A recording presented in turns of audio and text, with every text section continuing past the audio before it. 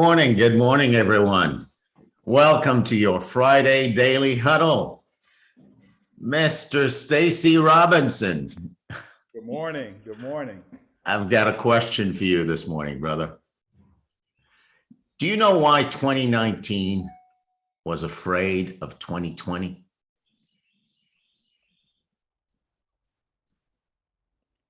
No. I'll put you out of your misery. They had a fight. In 2021. Oh. No. Oh boy. What a trip.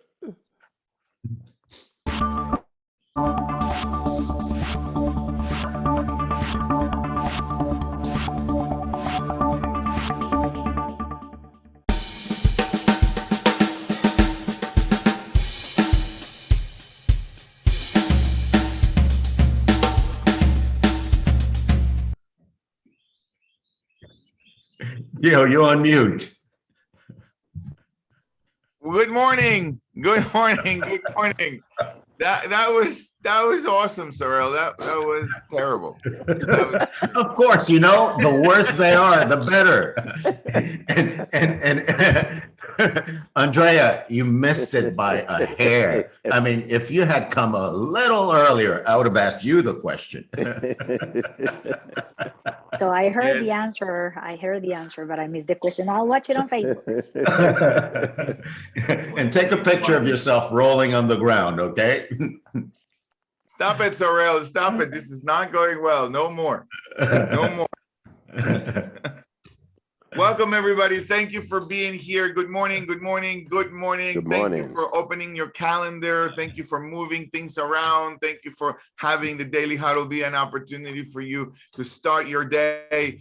We say over here, the way you start your day gives you the rest of the day, and the way that you live each day gives you the rest of your life. It kind of points to that the future lives today, right now, in the morning, and we appreciate you. It is not a small thing you're here, and it is not a small thing you woke up, really. Thank you, thank you, thank you. All right, well, today we have a phenomenal human being with a phenomenal conversation. I can't wait to get us started. I'm really fond of this human being. And today's question that we're going to be engaging with is, what is the impact of grief on your business bottom line? What is the impact of grief on your business bottom line? What am I tolerating? What am I incomplete with that is impacting the bottom line of my business? I don't know. We're going to engage with this conversation, but before we do that, I want us to all get present and be here and be present to engage in a conversation that will make a profound difference in our lives. So let me ask a question to Stacy. Stacy, 2 questions for you, Stacy. Where are you? And one thing you're grateful for. I am right here, right now. One thing that I am grateful for is that I have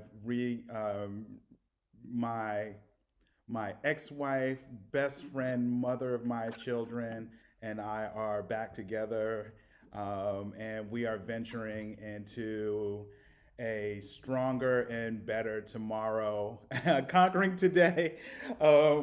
Every moment is a challenging moment, but it's wonderful to think about not the past and not to concentrate on the past, but the possibilities of tomorrow. And I'm very, very grateful for my beautiful and wonderful best friend, who is my future wife again. Stacy, so real, so vulnerable, so present. You are amazing. Thank you, Stacy, for being so real this morning. Thank you, and thank you for doing that. Andrea, good morning, Andrea. What time is it, and how are you? The time is now, which is the only time. The only time. And how I am today, I am neutral and inspired. Neutral and inspired.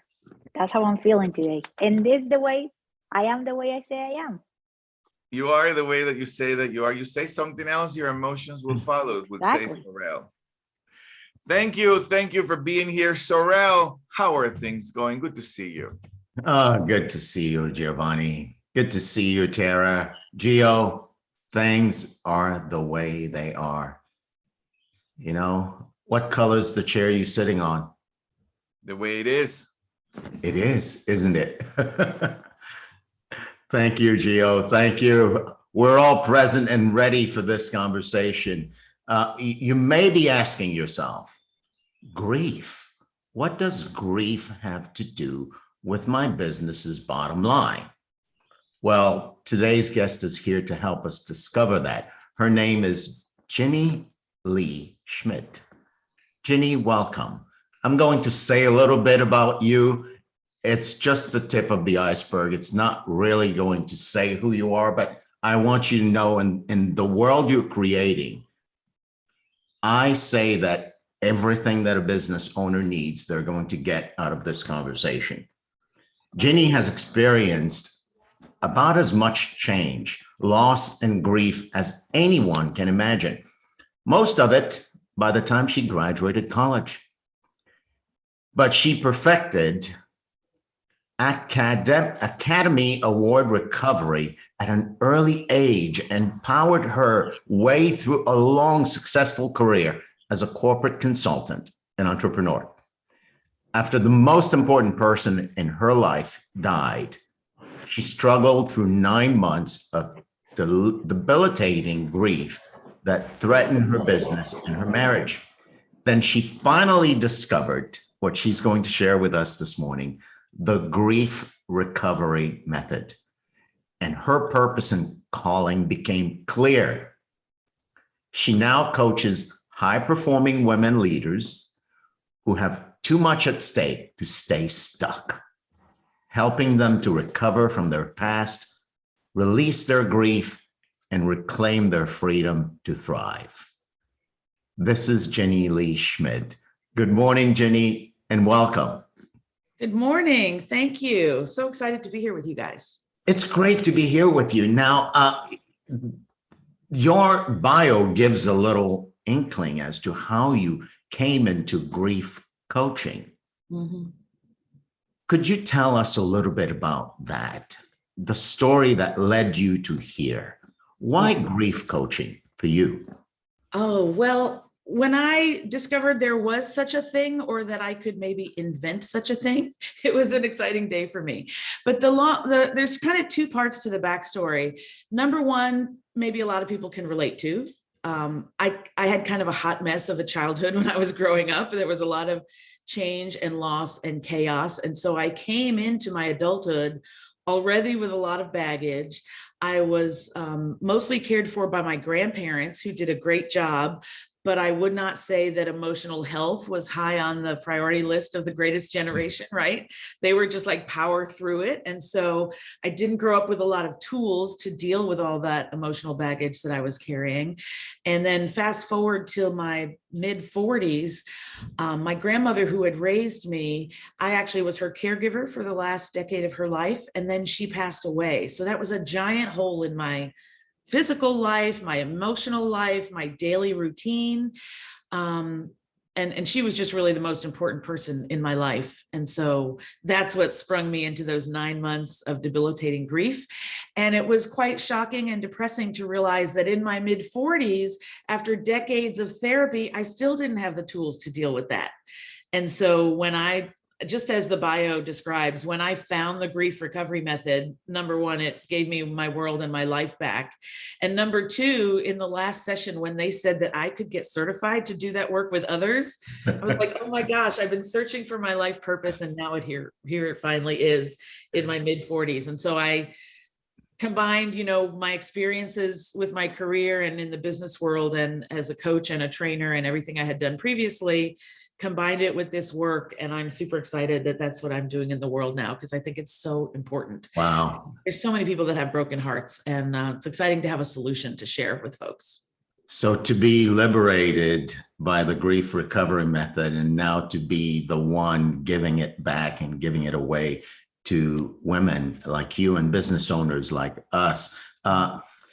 When it comes to grief and its impact on the business's bottom line. In your line of work, working with your clients, could you help us get connected to the real impact of grief on the bottom line? People can guess. I'm guessing, it's like, gosh, if I'm in a funk and I'm grieving, I'm probably not going to be at my best at work. But what have you seen as the real impact of grief on businesses and the bottom line? Well, it's not necessarily something I can give you a number to say, here's the dollar impact of grief on your bottom line, but I can give you a couple of things to think about. So number one, for those of us that are leaders of teams or leaders of organizations, it's an opportunity to reflect on, are you carrying that emotional baggage from unresolved things in your past? And how is that impacting your performance?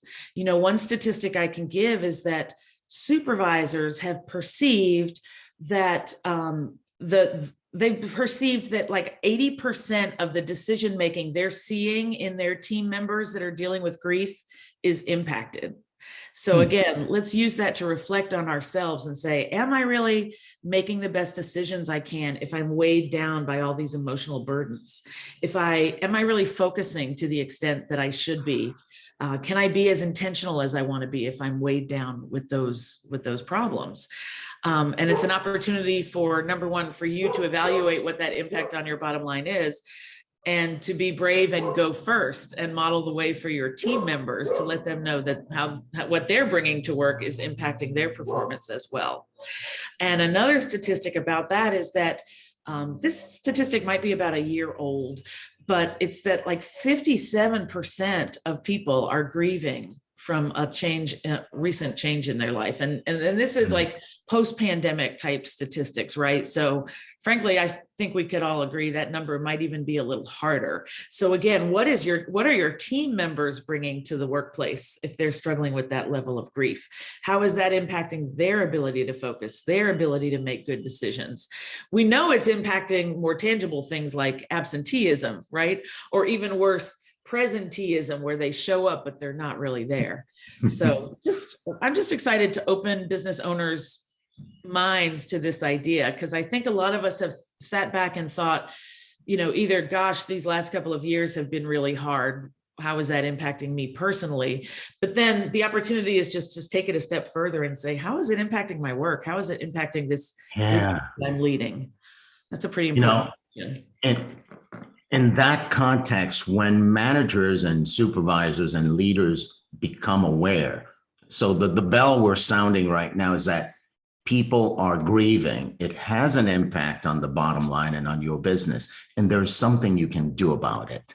Yes. I know probably the grief recovery method cannot be summarized in a sentence or two, but could you take the next couple of minutes and equip a supervisor or a leader, a business owner with some way to systematically deal with their employees' grief and relieve the impact on the bottom line? Yes. And I'd love to do that by talking about short-term management of the issue versus long-term healing and resolving of the issue. And this is true on a personal level as well as how to deal with it at work. So on a personal level, I'm going to just start there because I think the illustration is pretty strong. On the personal level, think about the things you do to soothe yourself or distract yourself if you're in grief or really any challenging emotion, right? You might do things like turn to a pint of ice cream. That's kind of one of my favorites. You might turn to alcohol. You might, GOS. You might turn to retail therapy. You might turn to unhealthy short-term relationships, right? There's a lot of things we do to take our mind off our grief, our challenging emotions. And there's not necessarily anything wrong with those approaches in the short term, but the danger is if you think that is your long-term solution, right?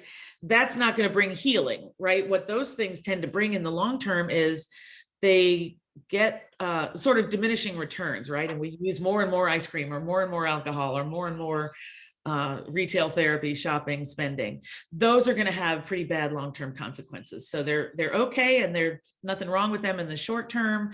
They can bring us a little joy and a little distraction, and that's great. But this is where the grief recovery method comes in. For healing and for resolving the root cause of those problems, you need a really strong methodology like the grief recovery method. And I'll tell you quite honestly, the grief recovery method is available to everybody. There are a number of books about it that you can get on Amazon. And you can also go to griefrecoverymethod.com to learn more about it. And I will tell you that those people who pick up the book and don't work with a coach probably will not get it done, right? I mean, it's just hard to sit down with a book and help yourself or sort of force yourself, discipline yourself to work through your challenging emotions. So this is where a coach comes in. So that's kind of the short-term, long-term from the personal perspective.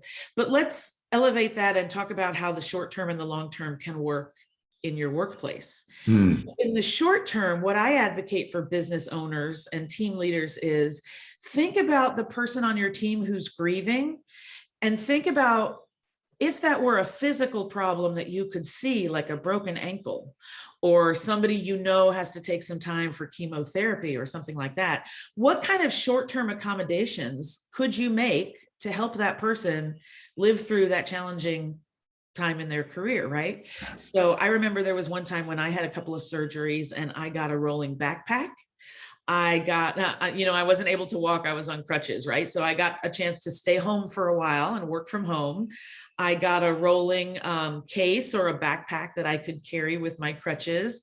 I got maybe a little extra leeway from my managers, but we were always in conversation. It wasn't about Jinnie's performance is allowed to tank, right? It was how can we accommodate Jinnie during this challenging time compared to what do we need from Jinnie, that the business needs to succeed. So in the short term, those kind of accommodations, I think, are things that most employers can work out. And if it's a valuable employee that you want to retain and improve their loyalty, what a great differentiator to provide that kind of space.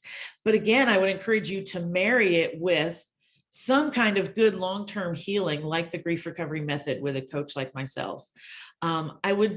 If you have resources like an EAP or Better Up or something like that, do make sure that you're encouraging your employees to take advantage of those, and make sure that they're grief specific, because as my story can tell you, and maybe y'all have experienced this, my 20 years of general counseling and therapy did not equip me to know how to get to the root cause of my grief. So again, if you're going to invest in a long-term solution, make sure it's the right solution for the problem so that it's effective. And I can tell you that I work with my clients one-on-one for a minimum of 3 months, and people start feeling relief almost immediately. And that really helps them pay better attention at work, remind themselves that they're committed to work, even though they're struggling with this thing. So that was a pretty long-winded answer, but I hope it provides kind of some clear examples of what we're talking about, how we can deal with grief in the workplace. Yeah, and I think it's also pointing to the fact that grieving in the workplace or in life period is more prevalent than we think of.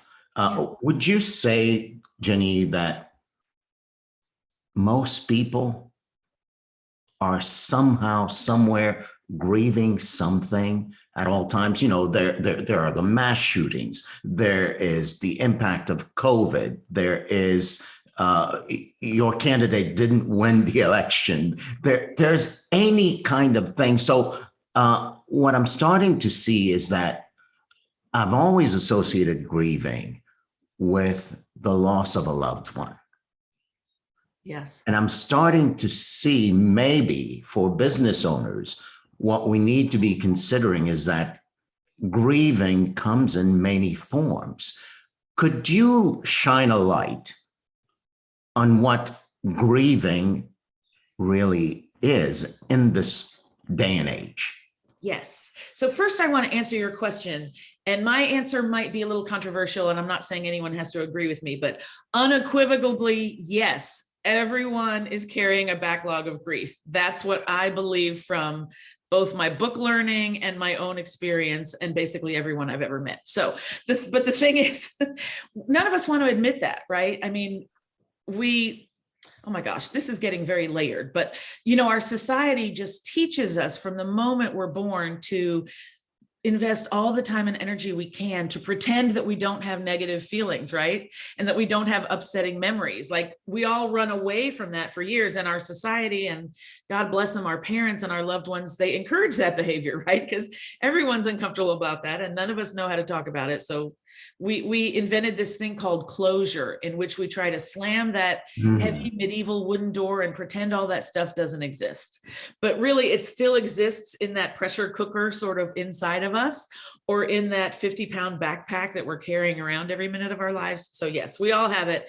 Everyone, particularly people like on this call that love coaching and counseling and self-growth, everyone would love the grief recovery method. It's really freeing. So, but you asked me for a definition of grief. Here's a definition of grief that I think most people haven't heard or considered yet. So grief is not necessarily the name of one emotion, right? Grief is actually a set of conflicting emotions that we feel anytime we experience a change or a loss. And so there's two important things about that. Let me start with the second part, which is any change or loss in life can cause grief. Now, the ones that hit me and cause grief in me may not be the same ones that hit you and cause grief in you. But basically, here's another reason why we have a backlog of grief. We start experiencing life changes when we're toddlers, right? And so I'm not the only one that experienced a lot of grief by the time I went to high school. Think about the first pet you lost to death and how maybe your parents encouraged you to process that or not. Think about when your favorite uncle or grandmother died when you were very young, whether or not you knew them very well. Think about the times you had to change schools in third grade. So for most of us, we went through a lot of changes that were very traumatic, particularly in our limited scope as those young people. And our adults didn't really know how to teach us how to deal with that. So those are the first things that go in the backpack, right? Can you see why I say that we all have that giant backpack? So that's one important part of that, definition. The other one is the set of conflicting emotions that can happen with any change. So that means that even positive changes we're looking forward to, like getting married or remarried to our best friend in the world, there may still be parts of that change where you're saying goodbye to something you treasure right now in order to say hello to something else you're going to treasure. So my example for that is that I got married for the first time, and knock on wood, so far the only time, right before I turned 40. And that was something I really wanted. So overall, that was an amazing, happy experience. But I am still working through some grief related to giving up my independence, you know, my the control of my finances, the control of my free time. So you see how even those events we call positive events can have those negative emotions that might be grief if we don't deal with it. And then, so, you know, at the risk of labeling something that shouldn't be labeled, I'm hearing in the grief recovery method the opportunity for human beings to manage life changes in a way that leaves us complete, liberated, and ready to function, as opposed to functioning with the backpack, quote unquote, closure. Right. Yeah. In fact, the distinction we make is we call it completion, which means the effort is not to slam that door and turn away and pretend it never happened because it's too painful to go back there. The new visual model of completion is a glass revolving door. I can go back and visit those memories anytime I want. I can go back and tap into those important lessons learned. You know, sometimes most of the time, there are positive things we want to retain, even from relationships or experiences that were challenging, right? And when you try to use the closure approach, where I can't go back there because A, everyone's telling me it's supposed to be over and done, and B, I'm too scared of what the floodgates will open if I go back there. We're throwing out the baby with the bathwater, right? The good stuff with the painful stuff. So this idea of the revolving door of completion, where I have complete access, complete control, and to your point, Sarl, the grief recovery method gives us a tool to manage, to clean up all those old griefs that we have and to manage new griefs. So I think it's a really important part of our toolkit as leaders and just as thoughtful human adults that want to experience the whole range of life. Yeah. It's part of how we do deal with those more challenging things that are sadly going to continue happening in our Yeah, future. awesome. We'll open it up for questions now. Bring Gio on. Gio's got a comment. And as Gio's coming on, I hear the opportunity to honor grieving. Yes. Yeah, like people grieve. We can honor that, and in honoring it and in creating the space for people to complete it, we create better environments in our companies. Giovanni, come on up. Yeah. Sorrel, can I make one comment about what you just said? I think everyone on this call are people that want to live life to the fullest, right? And what we do when we honor and allow grief is we allow ourselves to experience the full range of human emotions and experiences. And I think we would all agree that sometimes we need some of those harder times so that the amazing times shine. And again, I keep calling out Stacy, I'm sorry, because we've just met, but you were kind enough to be vulnerable with us. And so you provided a great illustration.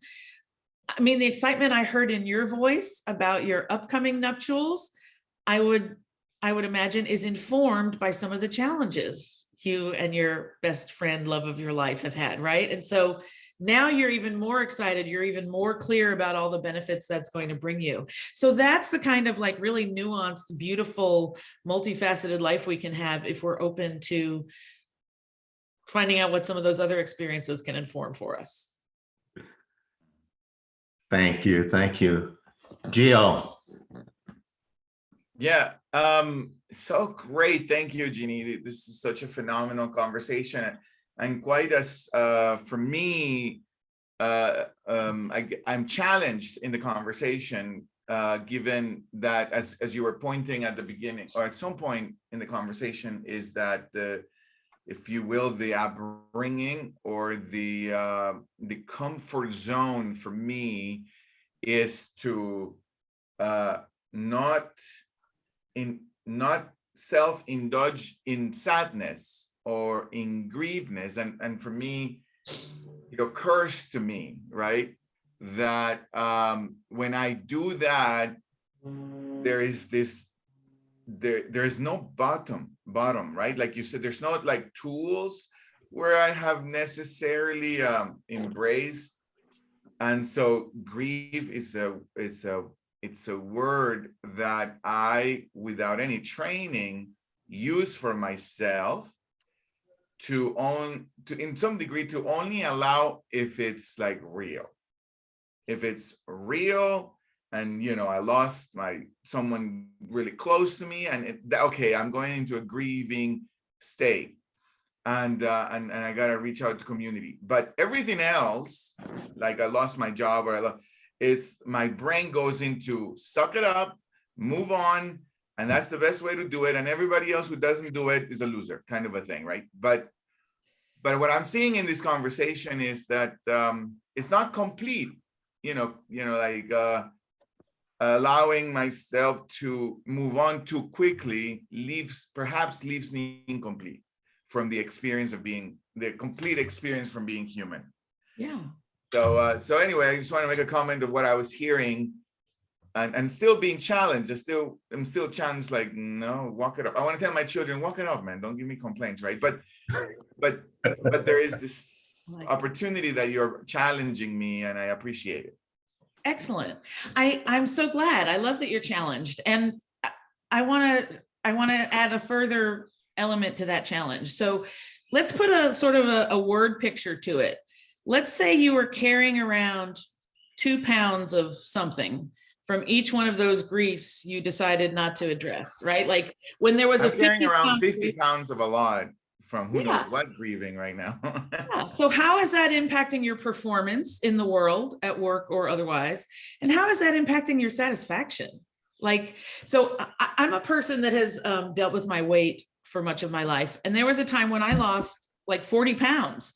And the program I was in encouraged me to get, some physical representation of 40 pounds and take a picture holding it.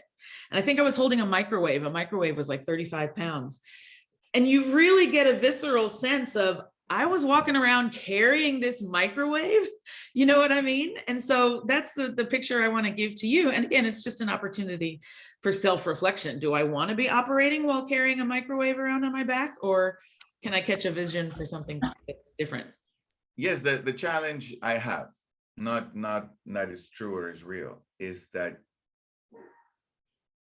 how do I know that I'm just paying too much attention to the microwave?